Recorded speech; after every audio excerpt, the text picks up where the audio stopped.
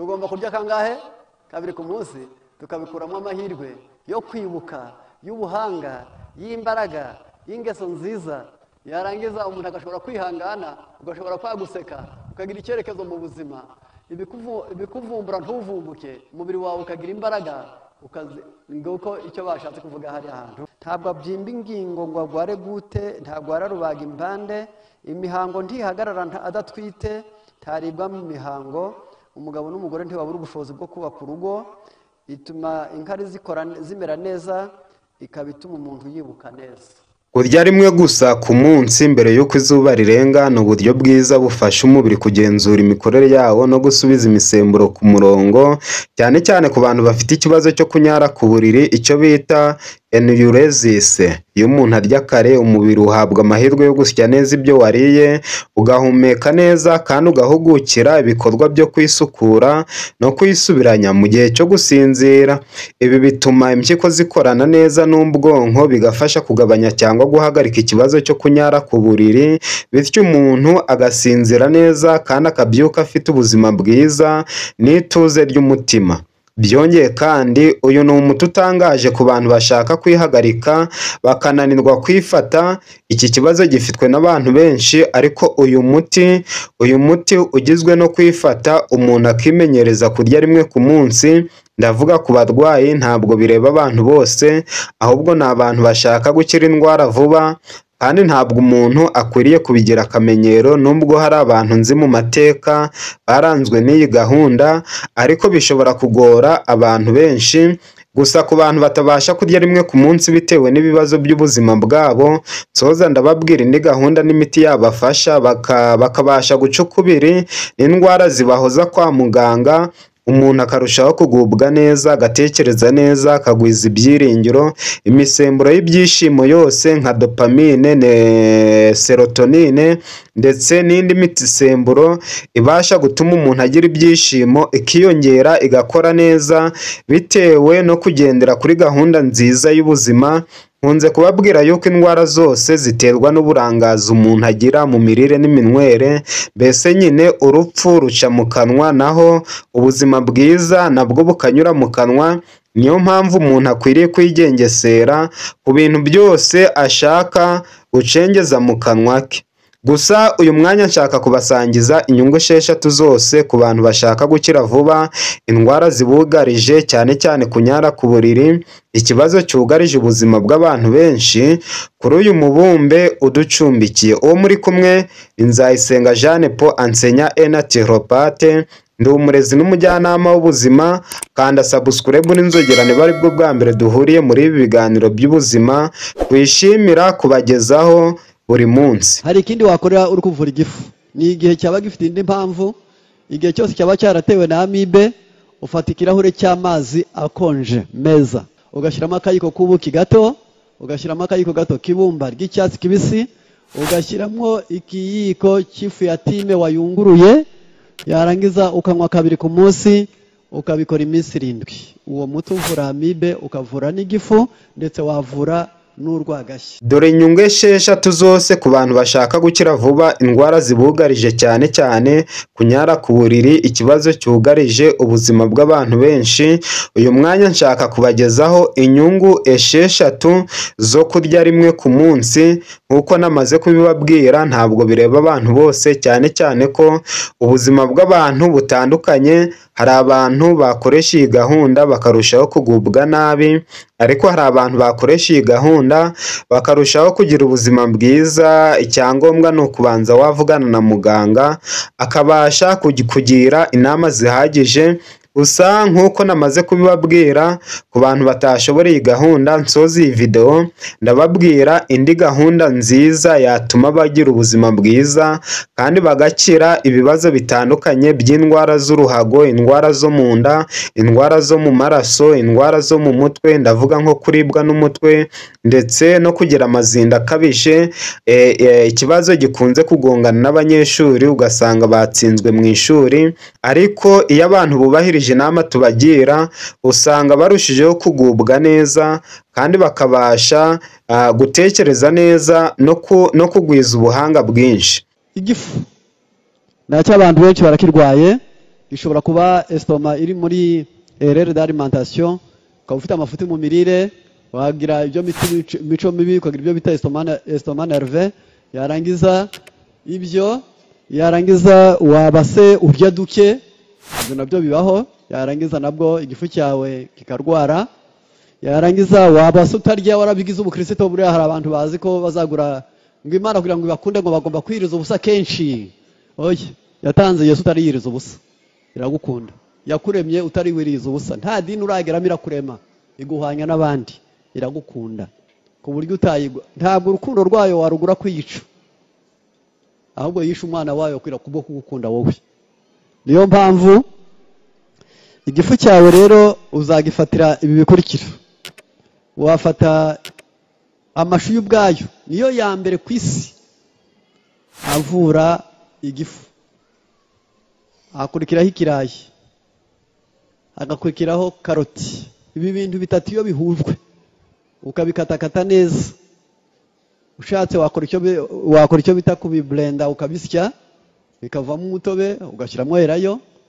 Ushobora kunywa karahuri mu gitondo wenda kurya, ukanywa kandi karahuri ku manywa, nimugoroba ukanywa katarimo erayo, ukabikora iminsi 4, uba uvuye igifu. Ariko waba wigiriye neza mbere y'uko uyinywa, ukabanza wakora icyo bita vidange, yarangiza nukwereka igifu kikirirwa ubusa, ukirirwa utariye. Ibyo nibyo bavurisha igifu. Hari icya kabiri kivura igifu, ni ukunywa amazi ashyushye mu gitondo, uyakamuriyemo indimu ugashyiramo ubuki. Wabikora iminsi 7 nabyo, ukaba uri kuvura igifu. Hari ikindi wakorera uri kuvura igifu, ni igihe cyaba gifite indi mpamvu. Igihe cyose cyaba cyaratewe na amibe, ufata ikirahure cy'amazi akonje meza.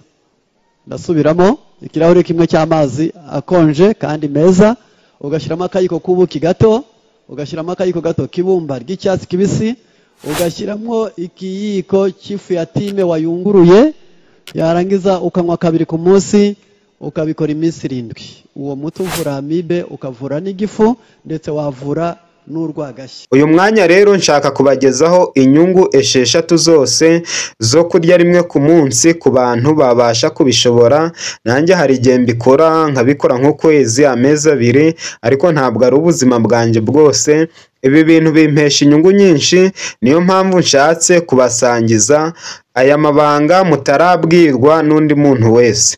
Kurya rimwe mbere y'uko izuba rirenga bituma umubiri uhorana ihuriro ryiza n'imisemburo. Iyi ni inyungu ya mbere. Iyo umuntu arya rimwe gusa ku munsi mbere y'uko izuba rirenga, umubiri uhabwa amahirwe yo kuruhura uburyo bwose bwo kugogora no gucengeza ibiryo mu bice bitandukanye byawo. Ibi bituma umubiri ugarura imisemburo yawo ku rugero rwiza, cyane cyane ADH, antidiuretic hormone, ari yifasha impyiko kugabanya amazi menshi mu nkari nijoro. Iyo umuntu arya mu masaha akuze cyangwa agasinzira inda yuzuye, iyo misemburo irivanga maze inkari zikiyongera nijoro. Burya kare rero bituma imisemburo ikora neza, bityo bikagabanya ibyago byo gusohora inkari mu gihe cyo gusinzira. Umuntu agasinzira neza kandi akabyukana imbaraga. Umwanya wa kabiri, impyiko n'uruhago bladder biraruhuka bikiyubaka. Iyo umaze kurya rimwe gusa mbere y'uko izuba rirenga, umubiri uba ufite amasaha menshi yo kutarya cyangwa kunywa byinshi. Igihe nk'icyo gituma impyiko n'uruhago biruhuka, bikikuramo imyanda y'umubiri mu buryo buhoraho. Ibi bituma umubiri ubona amahirwe yo kongera imbaraga mu misokoro y'ububiko bw'inkari bladder, kandi bikagabanya uko umuntu ajya kunyara kenshi nijoro. Ibi byose bifasha uruhago kumenya kwihangana no kubika inkari kugeza igihe umuntu abaye maso cyangwa se akangutse. Inyungu ya gatatu ni ugutuza k'umutima no mu bwonko, bigabanya kubyuka kenshi nijoro. Abantu benshi barya rimwe kare cyane mbere y'uko bwira, usanga bagira ituze ry'umubiri n'iry'umutima. Iyo umubiri utaruhutse neza cyangwa umuntu akarya agahita asinzira cyangwa agahita aryama, ubwonko n'imikaya by'uruhago bishobora kugira imyitwarire idasanzwe, bikaviramo umuntu gusohora inkari mu buryo butunguranye, cyane cyane nijoro asinziriye. Kurya rimwe kare bituma umuntu aruhuka neza, umutima ugatuza, ubwonko bugasinzira bwitonze, maze bikagabanya cyane ibyo bibazo byose. Iyo imitekerereze ituje kandi umubiri utuje, n'uruhago ruratekana rugakora neza uko bikwiriye. Inyungu ya kane ni ukugenzura isukari n'imyunyu y'umubiri, cyane cyane ibi bireba abantu b'abadiyabetike ndetse n'abantu barwaye impyiko ndetse n'indwara z'uruhago. Ibi bintu birafasha cyane. Kurya kenshi cyangwa mu masaha akuze bitera isukari mu maraso kuzamuka cyane, bigatera n'impyiko gukora cyane kugira ngo zisohore amazi menshi. Iyo umuntu arya rimwe gusa mbere y'uko bwira cyangwa se mbere y'uko ijoro rikuba, isukari mu maraso iguma ku rugero rusanzwe, impyiko zikaruhuka kandi umubiri ntusohore amazi menshi cyane. Nijoro umuntu akarushaho kugubwa neza. Ibi bituma umuntu asinzira neza, atanyara kenshi cyangwa ngo abure ibitotsi kubera kunyara kenshi, ahubwo akagwiza imbaraga bitewe no gusinzira neza. Inyungu ya gatanu, gusinzira cyane no kongera imisemburo y'iterambere. Umuntu yabigeraho ariye rimwe ku munsi. Iyo usinziriye udafite ibyo usya mu nda, umubiri ukora imisemburo myiza yitwa melatonin na growth hormone ifasha mu kuruhura ubwonko no gusana imikaya y'uruhago. Ibi bituma umubiri n'ubwonko bibasha kugenzura igihe cyo kunyara, bityo bikagabanya ikibazo cy'uko umuntu yinyarira cyangwa se anyara mu buriri mu gihe cyo gusinzira. Iyo umuntu asinziriye neza kandi adafite ibyo umubiri urwana nabyo mu nda, ubwonko n'uruhago bikorana neza mu buryo bwihuse cyangwa se mu buryo burambye. Inyungu ya gatandatu ni imyitwarire myiza ikwiriye kujyana na OMAD. Ntabwo OMAD cyangwa se 1 meal per day, kurya rimwe ku munsi, ari byo umuntu akwiriye kwibandaho gusa, ahubwo hari n'ibindi akwiriye kwerekezaho amaso kugira ngo abashe kugira ubuzima bwiza. Kugira ngo kurya rimwe mbere y'uko bwira bitanga umusaruro mu guhangana n'ikibazo cyo kunyara ku buriri nijoro, wirinda ikawa, isukari mvaruganda, imikati n'amandazi, fanta, inzoga n'ibiryo bikomeye cyane bitunganyirizwa mu nganda. Aha harimo imikati, amandazi, bombo ndetse na za ji. Nubwo ari utuntu turyohera kandi tukagaragara ko tworoheje, ariko tunaniza umubiri mu buryo bukomeye cyane. Ukwiriye kandi kunywa amazi menshi mu gitondo, ariko ukayagabanya uko bugenda bwira. Iyi myitwarire igizwe n'ibiryo byoroheje kandi byuzuye intungamubiri, imboga, imbuto, amavuta meza nk'ay'ubunyobwa, avoka cyangwa se olive oil n'ibinyampeke byoroshye byakugeza ku buzima bwiza utigeze utekereza na rimwe. Gusinzira ufite ituze, ushobora no gukora gusenga cyangwa meditation mbere yo kuryama. Byose ni imiti utatangaho amafaranga, ariko iyi miti irafasha cyane ku ndwara nyinshi. Icyitonderwa, bitewe n'ubuzima ubayeho ushobora kunanirwa kurya rimwe ku munsi, ahubwo ukaba wakenera amafunguro arenze rimwe ku munsi. Gahunda abantu bakunze gushobora ni iyo kurya 2 ku munsi gusa, mu gitondo na nyuma ya saa sita mbere y'uko izuba rirenga. Ibi abantu benshi bakunze kubishobora kandi bibageza ku musaruro mwiza. Niyo mpamvu twihutira kubamenera ibanga rikomeje kujijira abantu batari bake, cyangwa se abantu batari bake batazi, ariko tukishimira kuri bamenera kugira ngo abantu barusheho kugira ubuzima bwiza. Iyi gahunda ivura indwara zirenga 100 mu gihe cy'ukwezi n'igice gusa. Kugira ngo bikore neza, ubyuka unywa amazi y'akazuyaze. Waba utarwaye igifu ugakamuriramo indimu, kandi waba utarwaye diyabete ukavangamo ikiyiko cy'ubuki. Iyo hashize isaha unyoye amazi, urya ibyo kurya wateguye neza, ukongera kunywa amazi mu masaa sita. Ibya nimugoroba ukabirya utarengeje saa 9. Nijoro ntugire ikintu na kimwe urya. Iyi gahunda yagukiza indwara zose z'uruhago, impyiko, indwara zo mu nda n'izindi ndwara ibihumbagiza mu gihe cy'ibyumweru 6, ni ukuvuga ukwezi n'igice. Uzayubahirize, uzambwira cyangwa se uzampa ubuhamya bwiza nk'uko abandi bajya babigenza. Ku bantu bakwitera icyuma bigakunda, biyemeje kurya rimwe ku munsi, byabafasha byabafasha kurwanya kunyara ku buriri byihuse cyane. Muri make, kurya rimwe gusa mbere y'uko izuba rirenga si uburyo bwo kugabanya ibiro gusa, ahubwo ni inzira yisanzuye ifasha umubiri gukira indwara nyinshi zituruka ku gusuzugura imikorere yawo, harimo n'ikibazo cyo kunyara nijoro cyangwa kunyara ku buriri usinziriye. Iyi myitwarire ituma impyiko n'uruhago biruhuka, imisemburo igakorana neza, kandi umuntu agasinzira afite ituze n'ubuzima bwiza.